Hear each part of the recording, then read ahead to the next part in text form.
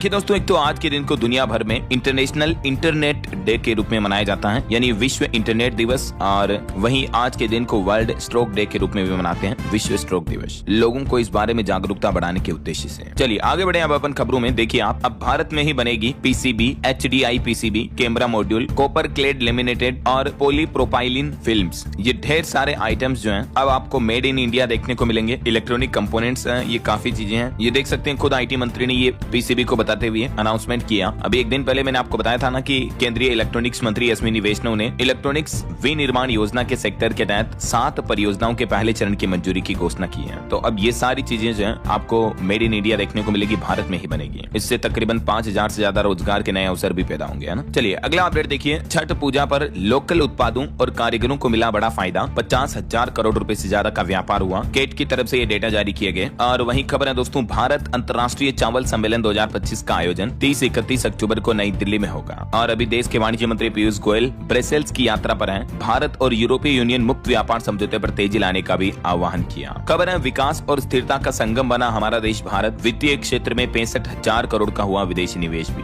FDI को लेकर ये रिपोर्ट सामने आ रही है। बीते कुछ महीनों में कई बड़े विदेशी बैंकों और वैश्विक वित्तीय संस्थानों ने, जैसे एमिरेट्स, NBD, ब्लैकस्टोन समेत कई सारे इंटरनेशनल ऑर्गेनाइजेशन ने भारत में अच्छा खासा निवेश यानी इन्वेस्टमेंट किया है, तकरीबन 65,000 करोड़ रुपए के लगभग। और कुछ अलग अलग बैंकों में भी ये इन्वेस्टमेंट देखने को मिला। और बैंकिंग क्षेत्र में इतने विदेशी निवेश के बीच एक मीडिया रिपोर्ट्स तो ये भी आ रही है कि सरकारी बैंकों में भी 49% तक विदेशी निवेश की मंजूरी दे सकती है सरकार। FDI को बढ़ावा देने के लिए भारतीय रिजर्व बैंक RBI इस मुद्दे को लेकर वित्त मंत्रालय से भी चर्चा कर रहा है, क्योंकि दुबई के एमिरेट्स NBD ने हाल ही में RBL बैंक में 60% हिस्सेदारी खरीदने की इच्छा जताई है। और भी कई सारे बैंक हैं जिन्होंने भारत के बैंकिंग सेक्टर में अच्छा खासा निवेश किया है। चलिए अगली बड़ी खबर देखिए। चक्रवात तूफान मोंथा का कहर देर रात शुरू हो गया। आंध्र प्रदेश में एक महिला की मौत हो गई, 2 लोग घायल हो गए। हवा की रफ्तार 90 से 100 किलोमीटर प्रति घंटा के लगभग चल रही है। समुद्र किनारे घर गिरे, कई पेड़ पौधे टूट गए। उड़ीसा में 11,000 लोगों का रेस्क्यू किया गया। ये तबाही के मंजर की कुछ तस्वीरें आप देख सकते हैं। देर रात से ही ये चक्रवात तूफान मोंथा आंध्र प्रदेश के तट से टकराना शुरू हुआ और उस वक्त भी हवाओं की रफ्तार 100 किलोमीटर प्रति घंटा रही। समुद्री लहरों के किनारे घर गिर गए और आज सुबह तक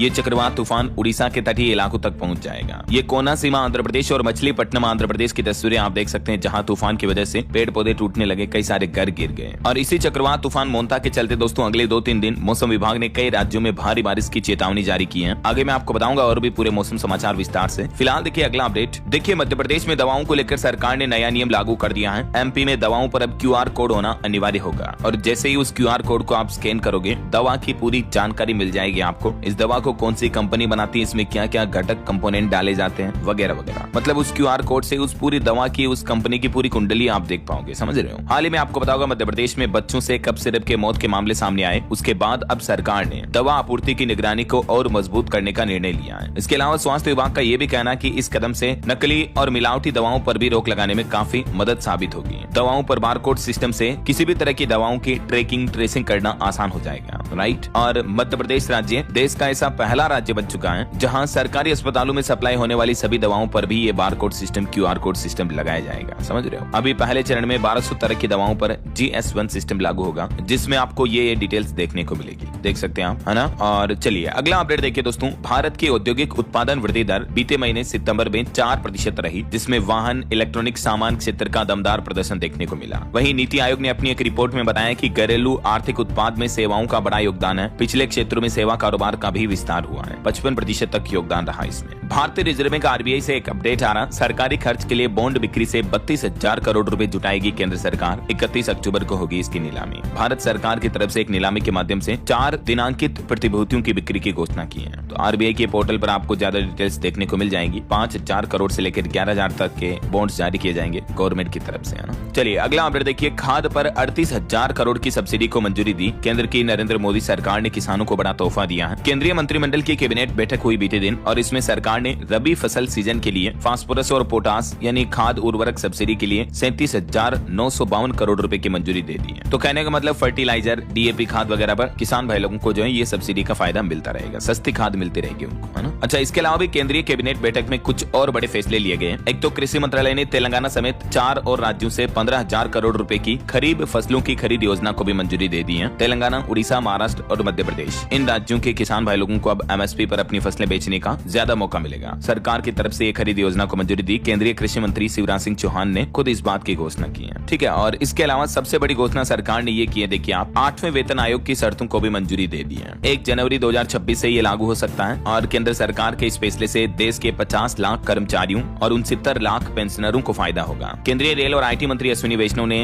ब्रीफिंग में ये 8वें वेतन आयोग के बारे में जानकारी भी दी। रंजन प्रकाश देसाई, जो कि सुप्रीम कोर्ट की पूर्व न्यायाधीश हैं, वो इस 8th पे कमीशन की चेयरपर्सन होगी। इसके अलावा भी दोस्तों 8वें वेतनमान में आपकी सैलरी की कैलकुलेशन कैसे होगी, फिटमेंट फैक्टर क्या है, पिछले वेतन आयोग कब बने, कब से लागू हुए, उसके अकॉर्डिंग 8th पे कमीशन कब से लागू हो सकता है, आज आपको मिल जाएगी इस अपडेट में। इसमें सरकार ने 18 महीने का कार्यकाल रखा है। 50 लाख से ज्यादा कर्मचारियों को फायदा होगा। तो दिवाली, छठ पर्व, त्योहार के बाद केंद्रीय कर्मचारियों के लिए ये कुछ खबरें आई है। ये जो 8th पे कमीशन होगा दोस्तों, इसमें कर्मचारियों का वेतन कैसे कैलकुलेट किया जाएगा, इसकी गणना का फॉर्मूला भी आप देख सकते हैं। बाकी ये एक्सप्लेनेशन पूरा देखिए। अगली खबर, सरकार ने तेल गैस ब्लॉक नीलामी की समय सीमा दूसरी बार बढ़ा दी है। ओलेप अक्ष में अब 31 दिसंबर 2025 तक बोली लगाई जा सकेगी। 2 महीना और तिथि को, तारीख को मतलब एक्सटेंड कर दिया है। और बड़ी खबर देखिए, देश भर में 96 करोड़ की ऑनलाइन ठगी का एक बड़ा पर्दाफाश हुआ है। हरियाणा गुरुग्राम पुलिस ने 19 ठगों को गिरफ्तार किया है जो लोगों के साथ साइबर फ्रॉड कर रहे थे। और ये देख सकते हैं इनका पूरा नेटवर्क किस तरह से वर्क करता था। 10,355 शिकायतों से जुड़ा बड़ा नेटवर्क उजागर हुआ है। फेक प्रोफाइल, फेडेक्स फ्रॉड के जरिए लोगों के साथ बड़ी ठगी करते थे, हाई प्रोफाइल लोगों के नाम पर। ऐसे ठगों बदमाशों से हमेशा सावधान रहें। और देश में दिनों दिन साइबर फ्रॉड बहुत ज्यादा बढ़ रहे हैं, तो सतर्क रहें दोस्तों, है ना। चलिए अगला अपडेट देखिए, सोना चांदी के भाव पर खबर आ रही कि सोना और चांदी दोनों में ही एक बार फिर से बड़ी गिरावट देखने को मिली है दोस्तों। देखिए आज सोना 3034 रुपए, जबकि चांदी 3135 रुपए सस्ती हुई है। बीते 8 दिन में गोल्ड की कीमत 11,541 रुपए तक टूट चुकी है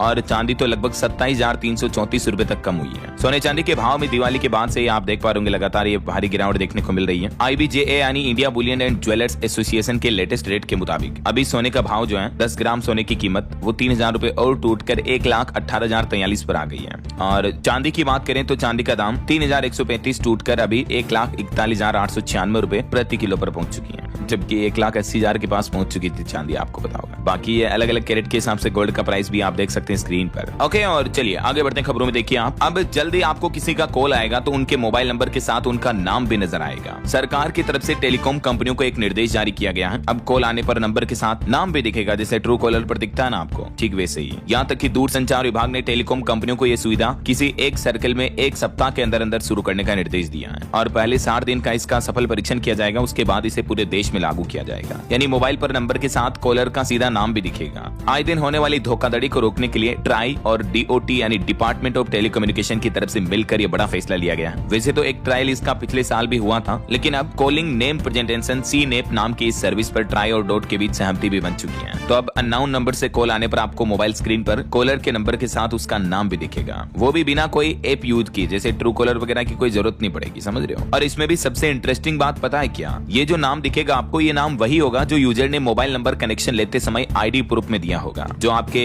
आधार कार्ड में या ड्राइविंग लाइसेंस में जो भी नाम है ना, जिससे आपने सिम कार्ड लिया है, वही एग्जैक्टली नाम दिखेगा। ये डिफॉल्ट सुविधा होगी। अगर कोई यूजर ये सुविधा नहीं चाहता है तो वो इसे डीएक्टिवेट भी करा सकेगा। तो इस सर्विस के लिए फिलहाल टेलीकॉम कंपनियों ने मुंबई हरियाणा सर्किल में पिछले साल भी ट्रायल किया था। अब ये और ट्रायल किया जाएगा, उसके बाद इस सुविधा को पूरे देश में रोल आउट किया जाएगा। फ्रॉड कॉल रोकने के लिए आखिरकार सरकार ये बड़ा कदम उठाने जा रही है और बहुत ही अच्छी पहल है, मैं तो ये कहना चाहूंगा दोस्तों, है कि नहीं। चलिए अगला अपडेट देखिए, एप्पल कंपनी की मार्केट वैल्यू पहली बार $4 ट्रिलियन के पार पहुंच चुकी है, जो कि भारत की GDP के बराबर है। iPhone 17 की लॉन्चिंग के बाद कंपनी का शेयर 15% तक बढ़ चुका है। IMF की तरफ से ये रिपोर्ट जारी की गई और अभी दुनिया की टॉप 5 वैल्यूएबल कंपनियों में एप्पल भी शामिल हो चुकी है। सबसे नंबर 1 पर एनवीडिया, फिर माइक्रोसॉफ्ट, फिर एप्पल, फिर गूगल और फिर अमेज़न। चलिए खबर आ रही, दिल्ली में क्लाउड सीडिंग और 4 घंटे बाद भी बारिश नहीं हुई। कृत्रिम बारिश के लिए दिल्ली सरकार ने बादलों के ऊपर केमिकल छिड़काया था, तो उसके बाद आम आदमी पार्टी बोली कि जो 2-3 बादल थे वो भी चले गए, बारिश होना तो दूर की बात। दिल्ली में प्रदूषण को कम करने के लिए क्लाउड सीडिंग का ये दूसरा ट्रायल बीते दिन मंगलवार को किया गया, लेकिन क्लाउड सीडिंग के बाद भी बारिश नहीं हुई, जबकि सरकार ने दावा किया कि ये ट्रायल सफल रहा। राजधानी में बढ़ते पोल्यूशन के चलते अब सरकार ये कृत्रिम बारिश करवा रही है। चलिए अगली बड़ी खबर देखिए, केंद्र सरकार ने देश भर के सभी राज्य सरकारों को निर्देश दिया और कहा कि एक्स अग्निवीरों को प्राइवेट सिक्योरिटी एजेंसियों में भर्ती कराएं। केंद्र सरकार की तरफ से अभी एक दिन पहले ये ऑर्डर जारी किया।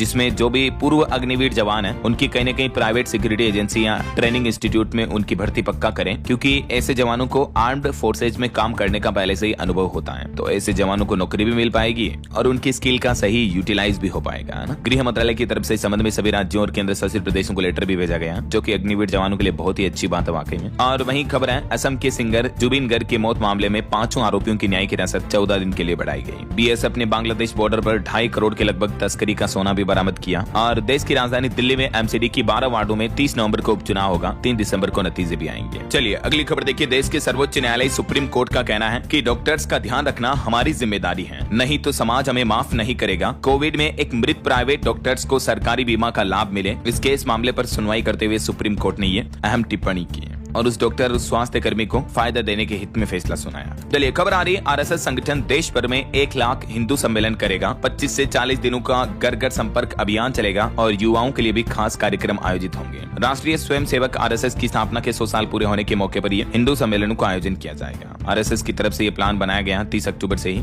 और वहीं खबर है, सरकारी जगहों पर आरएसएस शाखा और बेन के आदेश पर स्टे लगा। कर्नाटक हाईकोर्ट के आदेश को कर्नाटक की सिद्धारमैया सरकार डिवीजन बेंच में अब चुनौती देगी। हाल ही में कर्नाटक सरकार के उस आदेश पर हाईकोर्ट ने रोक लगा दी है, जिसमें मतलब कर्नाटक गवर्नमेंट ने बिना परमिशन सरकारी जगहों पर आरएसएस की शाखा वगैरह लगाने का नियम बनाया था और इस पर बैन लगाया था, लेकिन अब हाईकोर्ट ने इस फैसले पर फिलहाल स्टे लागू कर दिया। और वहीं देखिए दोस्तों, बीते दिन 2 और बसों में आग लगने की बड़ी घटनाएं देखने को मिली हमारे देश में। देखिए, एक तो देश की राजधानी दिल्ली में एयरपोर्ट के टर्मिनल 3 पर बस में आग लग गई। एयर इंडिया का विमान भी इसके काफी नजदीक ही खड़ा था, ये वीडियो फुटेज में भी आप देख सकते हैं। हालांकि ये बस खाली थी तो किसी के घायल होने की खबर नहीं है, लेकिन इसके कितना नजदीक विमान था जो आग पकड़ सकता था। इसका फ्यूल ईंधन अगर आग पकड़ लेता तो कितना भयानक हादसा हो सकता था और कितना बड़ा नुकसान भी पहुंच सकता था, राइट। लेकिन जल्दी आग बुझाने वाली फायर ब्रिगेड की टीम आ गई और कोई नुकसान नहीं हुआ, ये अच्छी बात है। इसके अलावा एक और बस में आग लगने की घटना देखी गई राजस्थान के जयपुर में। हाई टेंशन लाइन से बस में आग लग गई और बताया जा रहा है कि इस बस में गैस सिलेंडर भी पड़े थे, उनमें भी ब्लास्ट हो गया। तो इस घटना में 2 लोगों की मौत हो गई, 10 से ज्यादा झुलस गए। इस घटना से जुड़े चश्मदीद लोग बोले कि ड्राइवर और कंडक्टर जिम्मेदार हैं इस बड़ी दुर्घटना के लिए। आए दिन आपको पता होगा हमारे देश में बसों में आग लगने की घटनाएं काफी ज्यादा देखने को मिल रही है, जो कि बड़ी चिंता की बात है और सरकारों को इस पर सीरियसली ध्यान देना चाहिए। बीते 15 दिन में हमारे देश में तकरीबन 4-5 बड़ी आग की घटनाएं हुई, जिसमें कई यात्री जिंदा जल गए, राइट। चलिए अगला अपडेट देखिए। इंडियन एयरफोर्स को मिलेंगे 6 नए रिफ्यूलिंग विमान। फाइटर जेट्स में हवा में ही फ्यूल भरा जा सकेगा। इजराइल से 8,000 करोड़ की डील पूरी होने की संभावना है जल्दी, और इससे हमारी इंडियन एयरफोर्स की ताकत और बढ़ेगी, है ना। और बड़ी खबर देखिए दोस्तों, यात्री विमान उड़ाने वाले पायलटों की ड्यूटी टाइम बढ़ाया गया। थकान के कारण हादसे का जोखिम और भी बढ़ गया है और सुरक्षा की कीमत पर भी नियम बदले गए। हालांकि सरकार और डीजीसीए के इन फैसलों पर एएलपीए इंडिया की तरफ से आपत्ति भी जताई गई है। कई सवाल खड़े होने लगे। बात कुछ यूं है दोस्तों की डीजीसीए ने हाल ही में बोइंग 787 विमानों के लिए पायलटों की फ्लाइट ड्यूटी टाइमिंग लिमिट को 10 घंटे से बढ़ाकर 10.5 घंटे कर दिया है और वहीं फ्लाइट ड्यूटी पीरियड को भी 13 घंटे से बढ़ाकर 14 घंटे कर दिया है। तो पायलटों से जुड़ी संस्था ने डीजीसीए के इस फैसले पर सवाल खड़े किए हैं। एएलपीए इंडिया की तरफ से सवाल उठाए गए। एएलपीए यानी एयरलाइन पायलट्स एसोसिएशन की तरफ से लिखा गया है कि पहले से ही बोइंग 787 के विमानों में पायलट पर्याप्त विश्राम नहीं ले पाते हैं, क्योंकि इन पायलटों की सीट जो होती है वो पूरी तरह पीछे नहीं झुकती है। तो इस आपत्ति पर भी डीजीसीए का क्या कहना है और इससे एयरलाइंस कंपनियों को फायदा होगा और दूसरे देशों में इससे जुड़े नियम क्या है, इस बाबत कुछ जानकारी भी आप देख सकते हैं। जब इसे आपको बता दूं, गुजरात अहमदाबाद में जो प्लेन क्रैश मामला हुआ था उसमें यही विमान था बोइंग कंपनी का, है ना। बहरहाल अभी तो कुछ और महत्वपूर्ण और काम की खबरें देखेंगे दोस्तों अपन, लेकिन फिलहाल वक्त तो चला है आज के ताजा मौसम समाचार जानने का। और ओके, और चलिए बिना टाइम वेस्ट किए सीधा आगे बढ़ते हैं मौसम अपडेट में। तो देखिए, चक्रवात तूफान अपनी दस्तक दे चुका है। मोन्था आंध्र प्रदेश तट से टकराया। अब ये आज सुबह सुबह उड़ीसा पहुंच जाएगा अर्ली मॉर्निंग। चक्रवाती तूफान मोन्था को लेकर बंगाल में भी हाई अलर्ट जारी हुआ। कई राज्यों के कई जिलों में 31 अक्टूबर तक भारी बारिश की चेतावनी जारी हुई। साइक्लोन मोन्था को लेकर रेलवे ने भी अलर्ट जारी किया। 32 से ज्यादा ट्रेनें भी कैंसिल हुई। रेल मंत्री अश्विनी वैष्णव की तरफ से रेलवे की तैयारियों की समीक्षा भी की गई। जैसे ही ये तूफान मोन्था आंध्र प्रदेश के नजदीक पहुंचा, काकीनाडा के पास खतरा बढ़ने लगा। सरकार ने कहा कि सतर्क रहें सभी तटीय इलाके भी। तमिलनाडु में भी चक्रवाती तूफान मोन्था से मौसम प्रभावित हुआ। ट्रेन सेवाओं पर भी असर दिखा। अरब सागर में बना डिप्रेशन, जिसके चलते गुजरात और मध्य प्रदेश जैसे राज्यों में भी बेमौसम भारी बारिश के आसार बने रहेंगे और चक्रवात मोन्था ने भी अभी और गंभीर रूप ले लिया है। 100 किलोमीटर प्रति घंटा की रफ्तार से आंध्र प्रदेश के तट से टकरा रहा है। इधर उत्तर प्रदेश में भी चक्रवात तूफान मोन्था का भारी असर दिख रहा है। कई जिलों में जमकर बरसात हुई। आज बुधवार को भी मूसलाधार बारिश की चेतावनी है यूपी के कई जिलों में। उत्तर प्रदेश के 20 से ज्यादा जिलों में 29-30 अक्टूबर को बेतहाशा बारिश होगी। इस दरमियान 40 किलोमीटर प्रति घंटा की रफ्तार से तूफानी हवाएं भी चलेगी। मौसम विभाग की तरफ से लेटेस्ट चेतावनी जारी की गई है। कुछ और राज्यों के मौसम की स्थितियां देखिए। झारखंड में 4 दिन भारी बारिश का अलर्ट रहेगा। बंगाल की खाड़ी प्रणाली में बने चक्रवाती सिस्टम का ही असर दिखेगा। हरियाणा राज्य में भी आज दिन भर बादल छाए रहेंगे। तो वहीं पूरे छत्तीसगढ़ में 29-30 अक्टूबर को भी बारिश की संभावना है। बंगाल के लो प्रेशर एरिया की वजह से ये प्रभाव दिखेगा। और पहाड़ी राज्य उत्तराखंड के भी 4 जिलों में आज भारी बारिश की चेतावनी। सुबह शाम ठंड भी महसूस होने लगी। पहाड़ों पर बारिश हुई तो और ज्यादा गिरेगा पारा। और उत्तराखंड के धराली में देखिए अब एक नई आपदा आई। सदमे में है पूरा गाँव। अपनों को खोने वाले लोग डिप्रेशन झेलते हैं। काउंसलिंग जारी। एक व्यक्ति ने तो जान भी दे दी। हाल ही में कुछ दिनों पहले उत्तराखंड के धराली में जो पहाड़ से लाखों टन मलबा आया था, उसमें 68 लोग अभी भी लापता हैं और इनके जिंदा होने की उम्मीद में कई लोग इंतजार कर रहे हैं। और इस वजह से यहाँ के लोग डिप्रेशन तनाव में भी जा रहे हैं। अब ये नई आपदा देखने को मिल रही है। देखिए जरा इधर पहाड़ी राज्य हिमाचल प्रदेश में देखिए दोस्तों, मौसम सुहावना हुआ। देश भर से पहाड़ों पर पहुंच रहे टूरिस्ट। 2 नवंबर तक खिलेगी धूप। सामान्य के आसपास रहेगा तापमान। बाकी और भी अगले 24 घंटों के दौरान देश भर में मौसम की संभावित गतिविधियां क्या रह सकती हैं। तूफान की वजह से आंध्र प्रदेश तट तेलंगाना में भारी बारिश की संभावना है। इधर उड़ीसा, विदर्भ, उत्तर कोंकण, गोवा, दक्षिण गुजरात में भी हल्की फुल्की बारिश हो सकती है। वहीं तमिलनाडु, लक्षद्वीप में भी बारिश की संभावना है। और मैदानी राज्यों में जैसे उत्तर प्रदेश, मध्य प्रदेश, बिहार, राजस्थान समेत कई और राज्यों में भी बारिश का अलर्ट है, जैसा कि मैंने आपको बताया था। और दोस्तों अभी ये चक्रवाती तूफान मोन्था सिर्फ भारत में ही नहीं चल रहा, बल्कि अंतर्राष्ट्रीय लेवल पर देखिए एक और भयंकर चक्रवाती तूफान चल रहा है। जेमका से टकराया इस सदी का सबसे ताकतवर तूफान, जिसका नाम है मेलिसा। 300 किलोमीटर प्रति घंटा की रफ्तार से ये तूफान आगे बढ़ रहा है। अब तक इसमें 7 लोगों की मौत हो चुकी है। 6 लाख से ज्यादा लोगों को दूसरी जगह शिफ्ट किया गया। मेलिसा तूफान कैरेबियन देश जेमका के तट से टकरा चुका है। हैरिकेन मेलिसा की रफ्तार तकरीबन 282 किलोमीटर प्रति घंटा की गति लिए आगे बढ़ रहा है। अभी तक मेलिसा की वजह से अलग अलग जगहों पर कई लोगों की जानें भी जा चुकी हैं। ये मेलिसा चक्रवात से जुड़ी कुछ तस्वीरें आप देख सकते हैं। तूफान के अंदर की तस्वीरें, जिसे हैरिकेन हंटर विमान से लिया गया। और ये सैटेलाइट से ली हुई तस्वीरें तूफान की, जिसमें आप तूफान के एरिया को साफ साफ देख सकते हो। राइट, बताया जा रहा है कि ये इस सदी का सबसे शक्तिशाली तूफान है। ओके, और चलिए मौसम के बाद आगे बढ़ते हैं अपन खबरों में। देखिए कुछ मार्केट अपडेट्स पर नजर डाल लेते हैं। भारतीय शेयर बाजार में सेंसेक्स 151 अंक गिरकर 84,628 पर बंद हुआ। निफ्टी में भी 30 अंक की मामूली गिरावट देखने को मिली। और खबर है ड्रीम 11 ने दुनिया के 11 देशों में अपना गेमिंग प्लेटफॉर्म लॉन्च किया, जहां बिना पैसे वाले गेम ऑफर कर रही कंपनी। भारत में बैन के बाद अब कंपनी अपना नया बिजनेस मॉडल अपना रही है। वहीं खबर है रूसी तकनीक से भारत में बनेंगे सिविल एयरक्राफ्ट SJ-100। HAL और रूस की एक सरकारी कंपनी के बीच अहम समझौता हुआ है। उड़ान स्कीम के लिए गेम चेंजर समझौता साबित हो सकता है। अब रूस के SJ-100 सिविल कंप्यूटर एयरक्राफ्ट भी भारत में बनेंगे, मेड इन इंडिया। रूसी कंपनी के साथ मिलकर यह पार्टनरशिप हुई है। और खबर देखिए रतन टाटा के करीबी मेहली मिस्त्री को टाटा ट्रस्ट से बाहर कर दिया गया है। इसकी टाटा सन्स में 66% हिस्सेदारी है, जो TCS, टाटा स्टील और टाटा मोटर्स की होल्डिंग कंपनी है। वहीं खबर आ रही दिवालिया होने की कगार पर है ब्रिटेन की ईस्टर्न एयरवेज एयरलाइन। 8 लाख यात्री प्रभावित होंगे। प्रशासनिक कार्यवाही भी शुरू हुई। इलोन मस्क ने AI पावर्ड ग्रोकीपीडिया लॉन्च किया और ये लॉन्च होते ही क्रैश हो गया। वैसे अब वापस चालू हो चुका है। विकिपीडिया को टक्कर देने का दावा किया जा रहा है। इलोन मस्क बोले कि ये ट्रूथफुल और बायस फ्री है। इलोन मस्क ने जो नया विकिपीडिया की तरह AI powered knowledgeable platform launch किया, ग्रोकीपीडिया। ये देख सकते हैं आप, इसका होम पेज और इंटरफेस कुछ यूं होगा। चलिए अगला अपडेट देखिए। अमेज़न कंपनी 30,000 कॉर्पोरेट कर्मचारियों को नौकरी से बाहर निकाल रही है। HR और ऑपरेशन से जुड़े लोग इसमें शामिल हैं। महामारी के दौरान ओवर हायरिंग हुई थी, कंपनी का कहना है। यही वजह है कि अब AI वगैरह की वजह से जॉब्स जा रही है। और ई-कॉमर्स कंपनी अमेज़न अपने लगभग 30,000 कर्मचारियों को फायर कर रही है। और खबर आ रही स्वच्छ ऊर्जा से देश को रोशन करने में अदानी ग्रीन सबसे आगे निकला। फाइनेंशियल ईयर 2026 की पहली छमाही में 39% तक बिक्री बढ़ी है। यही वजह है कि अदानी ग्रीन का मुनाफा भी 25% बढ़कर 644 करोड़ तक पहुंचा। और निवेशकों के लिए अपडेट मैंने आपको बताया था, सरकार 32,000 करोड़ रुपए के बॉन्ड्स बेच रही है। नीलामी 31 अक्टूबर को होगी।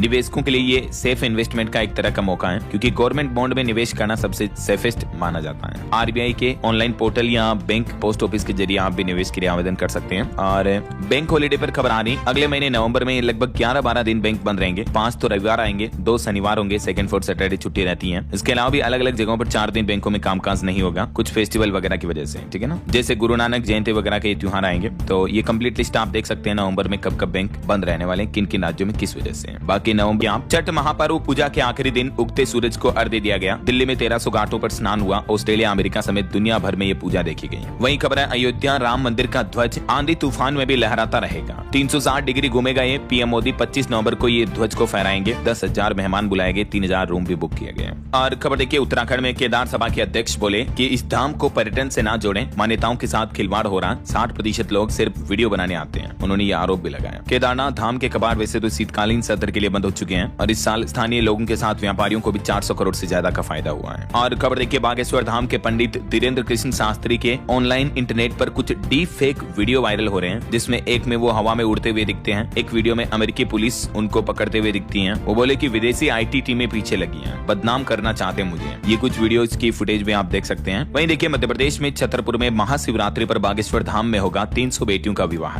गुरु शिष्य मिलन कार्यक्रम में पंडित धीरेन्द्र कृष्ण शास्त्री ने घोषणा की, बोले कि जब हिंदू बचेगा तभी हिंदुस्तान बचेगा। 15 फरवरी 2026 को ये सामूहिक विवाह सम्मेलन का आयोजन होगा। चलिए खबर आ रही है उत्तर प्रदेश के जेवर एयरपोर्ट के शुरू होते ही मिलेगी 10 शहरों की फ्लाइट। रोजाना 150 फ्लाइट्स इससे उड़ान भरेगी। 2 एयरलाइंस के साथ समझौता करार भी हो चुका है। जल्दी ये देश का सबसे बड़ा नोएडा इंटरनेशनल एयरपोर्ट जेवर जल्दी शुरू होने जा रहा है और इससे काफी घरेलू उड़ानों को भी फायदा मिलेगा ना। और टेक न्यूज से अच्छी खबर देखिए, भारतीय यूजर्स के लिए कुछ खबरी है। अब 1 साल तक ChatGPT Go आपको बिल्कुल फ्री मिलेगा। यूजर्स को इसका फ्री एक्सेस देने की घोषणा की है कंपनी ने। भारतीय यूजर्स के लिए 1 साल तक फ्री रहेगा, जिसके जरिए आप ज्यादा चैट कर पाएंगे, इमेज जनरेट कर पाएंगे। यूजर को 1 साल में 4788 रुपए का फायदा होगा। प्लान Go में 399 रुपए तक मंथली सब्सक्रिप्शन फी लगती है, लेकिन अब ये बिल्कुल फ्री होगा। ठीक है, भारतीय यूजर्स के लिए। इसके अलावा इंडियन स्टूडेंट के लिए भी ChatGPT ने शुरू किया नया सेक्शन। अब पढ़ाई और परीक्षा की तैयारी करना भी आसान होगा। अपने प्लेटफॉर्म पर ये नया सेक्शन जोड़ा है ChatGPT ने ना। चलिए बॉलीवुड से खबर आ रही है, द फैमिली मैन सीजन 3 की रिलीज डेट का ऐलान हो चुका है। 21 नवंबर को ये स्ट्रीम होगी। और वही खबर है, आधार कार्ड, नागरिकता, निवास और जन्म तिथि इनमें से किसी का भी सबूत नहीं है। ये सिर्फ एक आइडेंटिटी प्रूफ है। उदय की तरफ से एक बार फिर से आधार कार्ड डॉक्यूमेंट को लेकर ये क्लेरिफिकेशन जारी किया है, जबकि आप कहीं पर भी नागरिकता, निवास और डेट ऑफ बर्थ के सबूत के तौर पर ये डॉक्यूमेंट्स दे सकते हैं, लेकिन आधार कार्ड इन डॉक्यूमेंट्स में शामिल नहीं है। ठीक है ना। चलिए खबर आ रही, आंध्र प्रदेश की नई राजधानी अमरावती को भारत की सबसे आधुनिक, हरित और जनता की राजधानी के रूप में विकसित किया जा रहा है। अमरावती में कोहिनूर और बौद्ध स्तूप की थीम पर ये इमारतें बनाई जा रही, देख सकते हैं आप तस्वीरें भी है। चलिए खबर आ रही है, मध्य प्रदेश, उत्तर प्रदेश, राजस्थान समेत देश के 12 राज्यों में SIR यानी चुनावी मतदाता पुनरीक्षण शुरू हो चुका है। 7 फरवरी तक चलेगी ये प्रोसेस। अगले साल चुनाव वाले बंगाल में भी SIR होगा, लेकिन असम राज्य में फिलहाल ये नहीं होगा। और बिहार चुनाव को लेकर कुछ अपडेट देखिए दोस्तों। प्रशांत किशोर को चुनाव आयोग ने नोटिस जारी किया। बिहार बंगाल के वोटर लिस्ट में इनके नाम पाए गए, 3 दिन में जवाब मांगा है। वहीं 30 अक्टूबर को जारी होगा NDA का भी घोषणा पत्र। सभी घटक दलों के नेता मौजूद रहेंगे। बिहार विधानसभा चुनाव को लेकर महागठबंधन के बाद अब NDA की तरफ से भी घोषणा पत्र, चुनावी मैनिफेस्टो जारी किया जाएगा 30 अक्टूबर को बिहार पटना में। अभी इससे पहले महागठबंधन की तरफ से भी अपना घोषणा पत्र जारी किया गया, जिसमें एक तो हर घर में एक सरकारी नौकरी का वादा किया है। तेजस्वी यादव ने एक घोषणा पत्र जारी किया। 35 लाख बटाईदारों को जमीन का पहचान पत्र देने का भी वादा किया गया है। इस घोषणा पत्र में कुछ डिटेल्स आप देख सकते हैं। तेजस्वी के प्रण नाम से यह घोषणा पत्र जारी किया गया, जिसमें महिलाओं के लिए क्या क्या बड़ी घोषणाएं की गई, युवाओं के लिए,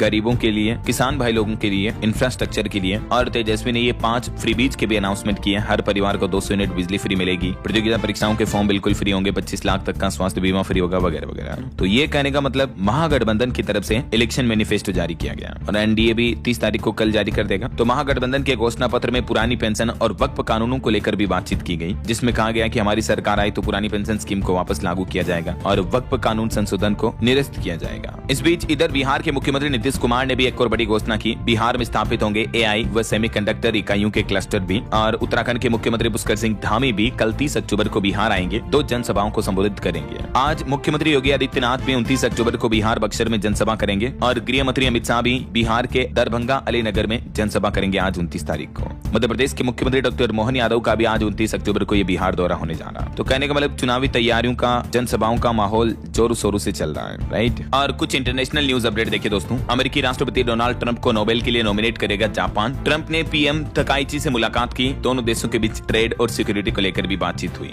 वहीं देखिए पाकिस्तान गाजा में 20,000 सैनिक तैनात करेगा। दावा किया जा रहा कि ये हमास से हथियार सरेंडर कराएंगे। पाकिस्तान और इजराइल में ये सीक्रेट समझौता हुआ है। और देखिए भारत के पड़ोसी देश बांग्लादेश में पिछले 24 घंटों में डेंगू के 983 नए मामले सामने आए। 6 और मरीजों की भी मौतें हो गई।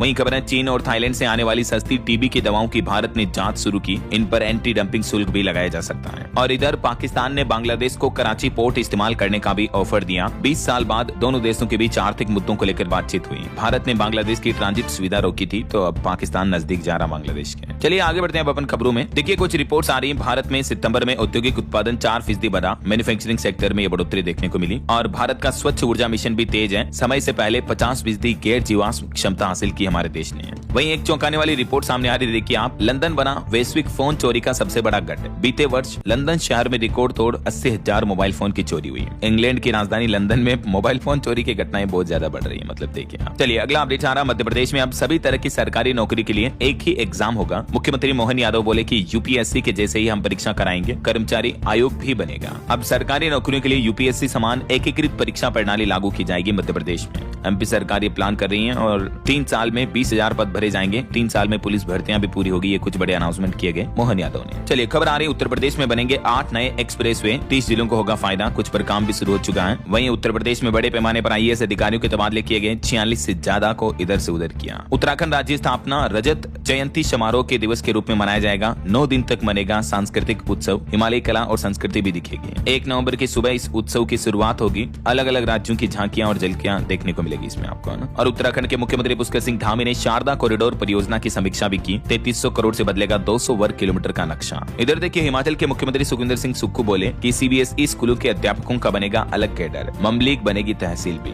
वहीं खबर आ रही, सुखोई 30 के बाद अब राफेल लड़ाकू जेट में उड़ान भरेगी राष्ट्रपति द्रौपदी मुर्मू। अंबाला एयरबेस का दौरा भी करेंगी। दरअसल आज 29 अक्टूबर को अंबाला वायुसेना स्टेशन का दौरा करने जा रही राष्ट्रपति मुर्मू और इसी दरमियान वो फाइटर जेट राफेल में उड़ान भरेगी। बीते दिन भी राष्ट्रपति ने ISA के 8वें सत्र का उद्घाटन किया और कहा कि जलवायु परिवर्तन से निपटने के लिए भारत दृढ़ संकल्पित है। राष्ट्रपति मुर्मू बोले कि इनोवेशन और मैन्युफैक्चरिंग से सौर ऊर्जा के क्षेत्र में 2050 तक आत्मनिर्भर बनेगा हमारा देश भारत। ISA सभा के 8वें सत्र को संबोधित करते हुए युवाओं को यह संदेश दिया और इस समिट में 124 देश और 40 से ज्यादा मंत्री भी शामिल हुए हैं। वहीं खबर है, उत्तराखंड में जो रजत जयंती महोत्सव आयोजित होगा ये बहुत ही खास होगा। इसका शुभारंभ राष्ट्रपति करेंगी तो समापन PM मोदी करेंगे। राज्य के इतिहास में दूसरी बार राष्ट्रपति विशेष सत्र को संबोधित करेंगे। देवभूमि उत्तराखंड अपनी स्थापना के 25 साल पूरे करने जा रहा। इस अवसर के मौके पर ये बहुत ही खास भव्य आयोजन होगा। चलिए अगला अपडेट देखिए, भारत में बनेगा अपना खुद का राष्ट्रीय विमानन सुरक्षा केंद्र, विमान हादसों की जांच में सुधार होगा। एविएशन मिनिस्ट्री की तरफ से ये बड़ी घोषणा की गई। और छत्तीसगढ़ हाईकोर्ट का एक अहम फैसला देखिए, लापता सरकारी कर्मचारी की पत्नी को सेवा लाभ का दावा करने की अनुमति दी है एक केस की सुनवाई करते हुए। वहीं खबर है, 1 नवंबर से राजधानी दिल्ली में इन गाड़ियों को एंट्री नहीं मिलेगी। बढ़ते प्रदूषण के बीच सरकार ने फैसला लिया है। गैर BS6 श्रेणी के वाणिज्य माल वाहनों को राजधानी में प्रवेश देने पर रोक लगाने का आदेश जारी हुआ है। और खबर है, मध्य प्रदेश राज्य में बनेंगे 8000 नए पोलिंग बूथ, हर बूथ पर अधिकतम 1200 मतदाता होंगे। उत्तराखंड में पेंशनरों का DA यानी महंगाई भत्ता भी बढ़ चुका है। पुष्कर सिंह धामी सरकार ने 3% महंगाई भत्ते में बढ़ोतरी की घोषणा की है। अब 55 की बजाय 58% मिलेगी DA। और उड़ीसा सरकार का एक बड़ा फैसला देखिए, समय पर संपत्ति विवरण न देने वाले कर्मचारियों को पदोन्नति यानी प्रमोशन का लाभ भी नहीं मिलेगा। यूपी के कुछ अपडेट देखिए दोस्तों, उत्तर प्रदेश में युवाओं के लिए सुनहरा मौका है। मुख्यमंत्री ग्रामोद्योग रोजगार योजना से मिलेगा 10 लाख रुपए तक का लोन। इस ऑनलाइन पोर्टल पर आवेदन कर सकते हैं और ज्यादा जानकारी आपको मिल जाएगी। और वहीं देखिए दोस्तों, एक खास पहल, उत्तर प्रदेश में अब विद्यालयों के परिसरों में शिफ्ट होंगे बाहर चल रहे आंगनबाड़ी केंद्र। सभी जिलों से इस संबंध में रिपोर्ट भी मांगी गई। उन्हें अब विद्यालय स्कूल के बिल्डिंग में शिफ्ट किया जाएगा, है ना। और उत्तर प्रदेश में परिसरीय विद्यालयों में 3288 विज्ञान गणित के टीचर बनेंगे कौशल शिक्षक। नवंबर से ही ट्रेनिंग यानी प्रशिक्षण अभियान भी शुरू होने जा रहा है यूपी में। वहीं मुख्यमंत्री योगी आदित्यनाथ ने एक और निर्देश जारी किया, अयोध्या में अनियोजित प्लाटिंग और बसावट पर रोक लगेगी। प्रदेश की आध्यात्मिक राजधानी के रूप में इसको विकसित किया जाएगा। तो मतलब अब निर्माण वगैरह सब कुछ नक्शे के अकॉर्डिंग और सरकारी प्लानिंग के अकॉर्डिंग किया जाएगा, है ना। चलिए आगे बढ़ते हैं, कुछ और अपडेट्स देख लेते हैं फटाफट से। देखिए आप, दिल्ली मेट्रो के मौजपुर मजलिस पार्क कॉरिडोर को मिलेगा प्रतिष्ठित ICI पुरस्कार। PM मोदी आज 29 अक्टूबर को मुंबई में मेरी टाइम लीडर्स कॉन्क्लेव को संबोधित करेंगे।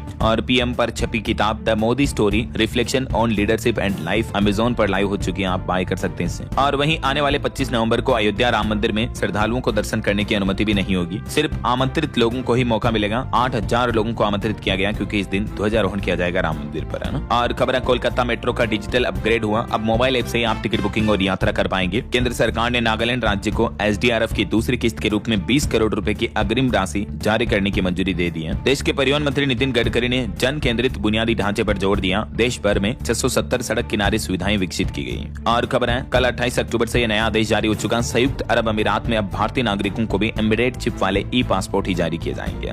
और खबर है, स्टेलरस भी लॉन्च करेगा दुनिया का पहला 3D wind data satellite network. PM Modi ने साल 2026 को घोषित किया आसियान भारत समुद्री सहयोग वर्ष। भारतीय रिजर्व बैंक RBI ने लॉन्च किया हर ब्लंगर 2025 ग्लोबल हैकेथॉन। जापान ने लॉन्च किया दुनिया का पहला येन आधारित स्टेबल कॉइन JPYC। चलिए दोस्तों, कुछ और स्टेट न्यूज अपडेट देख लेते हैं फटाफट से। देखिए आप, राजस्थान के सरकारी स्कूलों में स्टूडेंट्स को परीक्षा की फीस फ्री रहेगी। प्राइवेट स्कूलों को देनी होगी फीस। 20 नवंबर से एग्जाम शुरू होंगे। और राजस्थान में श्रमिकों और कर्मचारियों से अब रोजाना 10 घंटे काम करवा सकेंगे। इंटर्नशिप के लिए न्यूनतम उम्र की सीमा को भी बढ़ाई गई। 14 से 18 साल के किशोरों की नाइट शिफ्ट पर प्रतिबंध रहेगा। राजस्थान सरकार की तरफ से श्रम और बच्चों के कामकाज को लेकर ये कुछ नई गाइडलाइंस जारी की गई हैं, जिसकी डिटेल भी आप देख सकते हैं। वहीं खबर है, मध्य प्रदेश में स्थापना दिवस से पहले 5200 करोड़ का कर्ज लेगी मोहन यादव सरकार। 42,600 करोड़ पहुंचेगा चालू वित्त वर्ष का ऋण। MP उज्जैन में बनेगी इंटरनेशनल पैरामीटर्स वाली फूड एंड ड्रग लैब भी। छत्तीसगढ़ में 2028 की तैयारियां शुरू हुई। वोटर लिस्ट की घर घर जांच होगी। रेलवे का बड़ा फैसला, उत्तर प्रदेश में ट्रेनों में जुड़ेंगे अतिरिक्त कोच। झारखंड में आज दक्षिणी और मध्य झारखंड में भारी बारिश की संभावना। पेंशनर्स को देना होगा जिंदा होने का सर्टिफिकेट। लाइफ सर्टिफिकेट जमा कराने की आखिरी डेट नजदीक नजदीक आ रही है। वैसे ऑनलाइन भी ये सुविधा मिलेगी, इस पोर्टल के माध्यम से फायदा ले सकते हैं। और पंजाब विधानसभा में 26 नवंबर को विद्यार्थी सत्र का आयोजन होगा। पंजाब के मुख्यमंत्री भगवंत मान कैबिनेट मीटिंग में कुछ आसान बिल्डिंग नियमों को मंजूरी दी गई। आर्किटेक्ट से नक्शा पास करके बिल्डिंग बनवा सकेंगे। और भी भगवंत मान सरकार की तरफ से कैबिनेट मीटिंग में ये कुछ महत्वपूर्ण फैसले लिए गए। और वहीं देखिए पंजाब सरकार ने लॉन्च किया इंग्लिश हेल्पर ऐप। शिक्षा में डिजिटल कदम है ये, शिक्षकों को भी ट्रेनिंग दी गई इस ऐप के बारे में। पंजाब यूनिवर्सिटी में 30 अक्टूबर से प्रदर्शन का ऐलान किया स्टूडेंट्स ने। हरियाणा से राजस्थान के बीच 3 स्पेशल ट्रेनों की शुरुआत होने जा रही है। चंडीगढ़ में लगेगा देश के एयरपोर्ट उपकरणों पर हॉलमार्क। एशिया की पहली एयरपोर्ट सिक्योरिटी इक्विपमेंट लैब तैयार हो रही है। हिमाचल के मुख्यमंत्री सुखविंदर सिंह सुक्खू बोले पीएम द्वारा घोषित राहत पैकेज हमें अभी तक नहीं मिला। 1500 करोड़ की घोषणा हुई थी। उत्तराखंड में मुख्यमंत्री पुष्कर सिंह धामी ने मोबाइल शौचालय वैनों को हरी झंडी दिखाई। चंपावत को मिली 6 वैन। चलिए एजुकेशन से जुड़े कुछ अपडेट देखिए आप। छत्तीसगढ़ में 10,538 स्कूलों में 15,157 शिक्षकों का युक्तियुक्तकरण किया गया। सरकारी स्कूलों में 22,000 से पद शिक्षकों के अभी भी ज्यादा खाली पड़े हैं, तो जल्दी टीचर्स की रिक्रूटमेंट भी लेकर आएगी सरकार। और वहीं सरकारी नौकरी पर एक और अपडेट आ रहा। तमिलनाडु में हेल्थ इंस्पेक्टर के 1429 पदों पर भर्ती निकली है। लास्ट डेट रहेगी इसमें 16 नवंबर। और IBPS ने देश के युवा स्टूडेंट्स को अलर्ट जारी किया। कहा कि फर्जी सोशल मीडिया अकाउंट से सतर्क रहें। हमारा किसी भी तरह की बाहरी एजेंसी से कोई संबंध नहीं है। IBPS की तरफ से ये चेतावनी जारी की गई। और अमेजोन ले ऑफ के बारे में तो मैंने आपको बताया था अपडेट। ओके, और चलिए दोस्तों अंत में आज के राशिफल पर नजर डाल लेते हैं। देखिए वृश्चिक राशि वालों को आज किस्मत का साथ मिलेगा और निवेश के लिहाज से धनु राशि वालों के लिए भी दिन काफी अच्छा रहेगा। और भी कुछ अलग अलग राशियों का राशिफल आप देख सकते हैं स्क्रीन पर। और